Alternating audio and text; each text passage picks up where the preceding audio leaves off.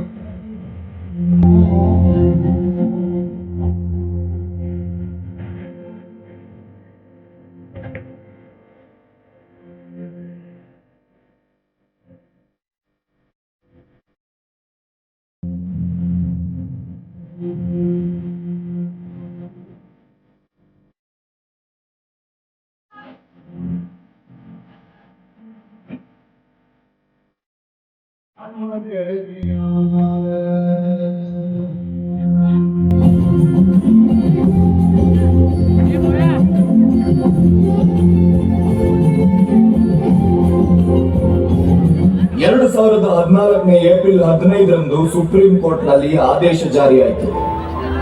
ಇವರು ಕೂಡ ನಮ್ಗಳ ಮಧ್ಯೆ ನಮ್ಗಳ ತರನೇ ಬದುಕಬಹುದು ಅಂತ ತೀರ್ಮಾನ ಕೊಟ್ಟು, ಅವಾಗಿಂದ ನಮ್ ಜೀವನದಲ್ಲೂ ಒಂದು ಆಶಾ ಕಿರಣ ಮೂಡ್ತು. ಅವಾಗ ಅನ್ಸ್ತು ಎಲ್ಲ ಜನರ ಮಧ್ಯೆ ಜನರ ಜೊತೆಗೆ ಹೇಗಿರ್ಬೋದು ಅಂತ. ಆದ್ರೆ ಕೆಲವರು ಇದನ್ನ ಅರ್ಥ ಮಾಡ್ಕೊಂಡ್ರು, ಇನ್ ಕೆಲವರಿಗೆ ಇದು ಅರ್ಥನೇ ಆಗ್ಲಿಲ್ಲ. ಈ ಬದುಕು ಕೀಳಾಗೆ ನೋಡ್ತಾರೆ.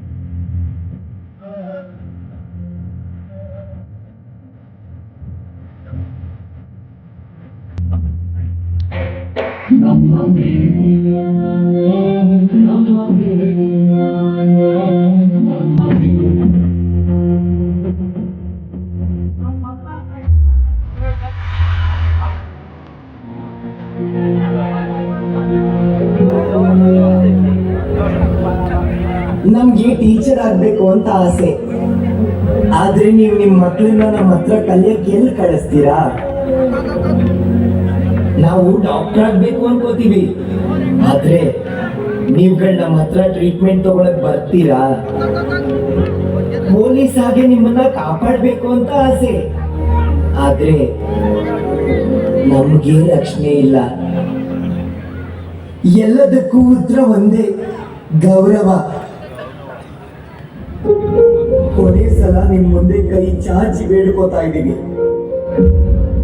ಆದ್ರೆ ಈ ಸಲ ನಮ್ಗೆ ದುಡ್ಡಿನ ಬದಲು ಗೌರವ ಕೊಡಿ, ಗೌರವ ಕೊಡಿ.